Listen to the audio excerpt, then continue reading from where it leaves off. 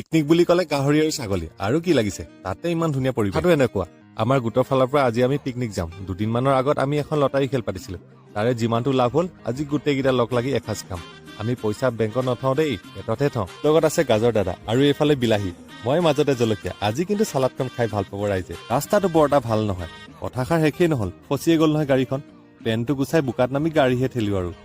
আজটো খানা খাইকেহে মানুহ চোলা কাপোৰৰ অৱস্থা নাই গা ধুবলৈ আহিছিলো নে পিকনিক আহিছিল পাহৰি গলো খৰধৰকৈ বস্তু বাহিনী নমাই চাহ একাপ খাই ললো আৰু এইফালে দুদাদাই মোৰ কণীটো ভাঙি দিলে দুখ কৰিতো লাভ নাই তাৰ কণীটো টান আজি আমাৰ খানাটো মানে হেভি গাহৰি আৰু ছাগলী ময়ো খানাটো দগৰি খাম বুলি ভালদৰে আধা ঘণ্টামান বহি আহিছো বামুণ দাদাই ছাগলী আৰু গাহৰি কিন্তু ভাল বনাই দেই গাহৰিখিনি চবে টেষ্ট কৰিছে মই জানো পিছ পৰি থাকিম